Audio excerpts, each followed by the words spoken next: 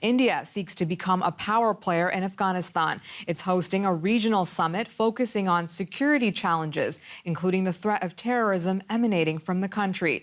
India has welcomed Russia, Iran, and 5 Central Asian nations, but Afghan representatives were not present. China and Pakistan were formally invited, but declined to attend. Beijing says it wants to engage with Delhi bilaterally, while Islamabad plans to host its own meeting later this week. And at today's talks in Delhi, India's security chief said the region needs to work together.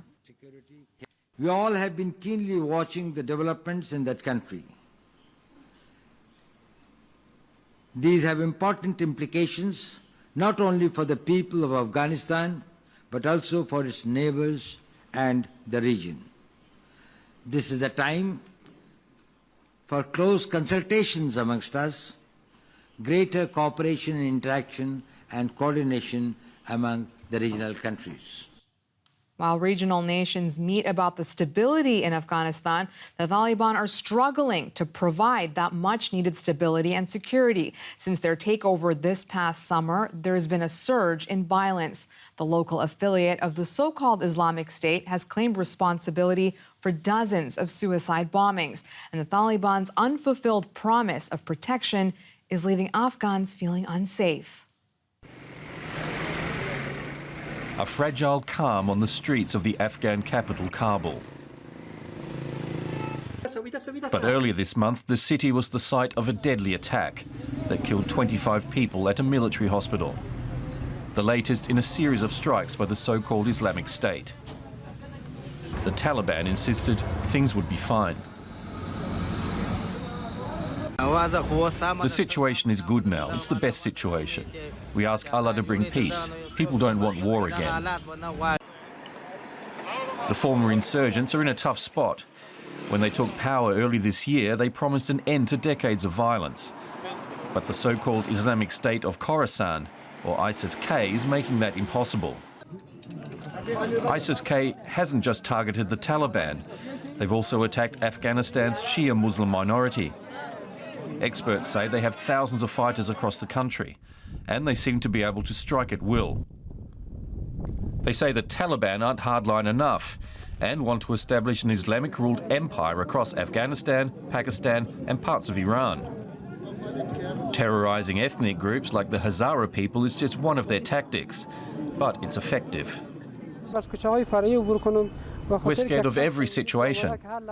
Whenever I'm in a traffic jam or there are crowds of people, I get scared that a suicide attack may occur.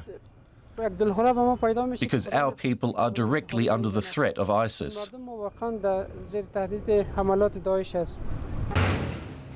Whether the Taliban can stop ISIS-K's attacks is a key test for the government. If they fail, civil war could result, and the country could again become a haven for militants looking to strike the West. For more on this story, I'm joined by journalist Ali Latifi. Ali, can you give us an idea of the overall security situation right now?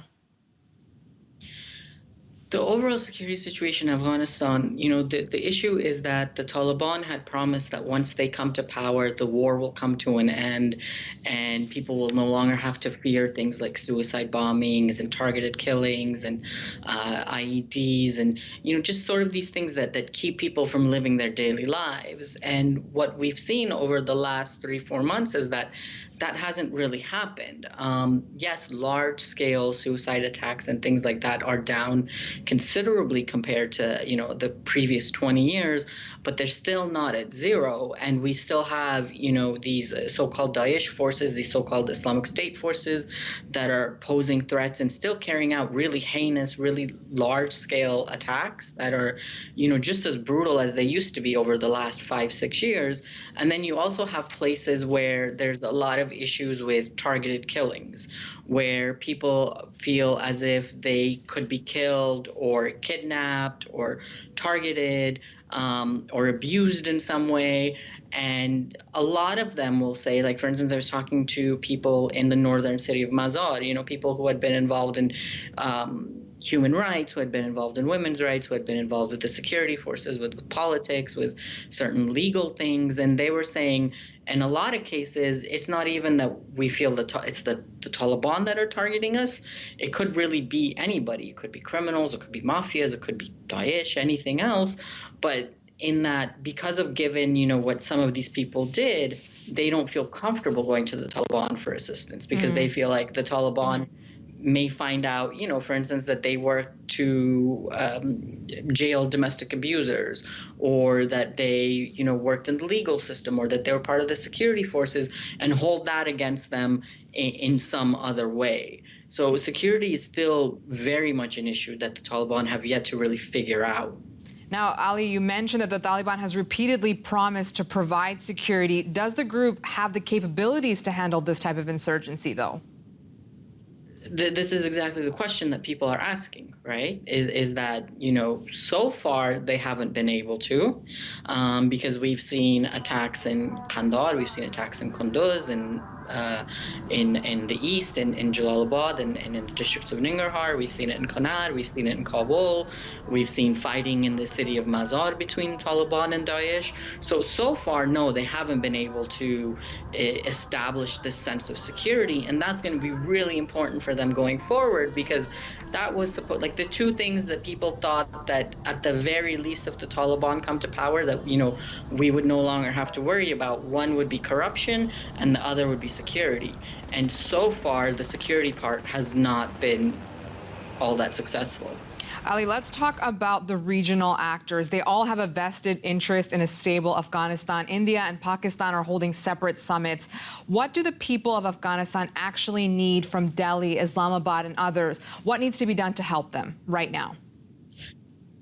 I mean, first and foremost, they need a commitment to aid, right? And to making sure that aid comes in. More than anything, that's what people really need, is financial, economic assistance, because right now the biggest issue for everybody in Afghanistan, even if you're very wealthy or if you're the poorest of the poor, is access to cash. And in a cash-based society like Afghanistan, if you don't have paper money or the ability to make that paper money, you literally cannot buy food. So any way of getting assistance, of getting aid, of jump-starting the economy again, that's extremely vital to the people of Afghanistan. In terms of security, they need assurances, because, Pakistan, Iran have both been accused of aiding and abetting the Taliban in the past. So they need assurances from them that, they will now assist the Taliban in bringing order and security to Afghanistan. And then in terms of somewhere like India, that they can find a way to work with the Taliban, so that there isn't some kind of animosity between them, and that way that India as a regional power can also help Afghanistan in terms of even finances and economy and things like that. So they need a lot from the region, and the region really needs to. All of these countries really need to come to sort of a consensus of how they're going to treat the government, because so far none of them have officially recognized the Taliban, but they've all found different ways to work with them and, in a way sort of include them, but not officially yet. Journalist Ali Latifi, thank you for your insights, Ali.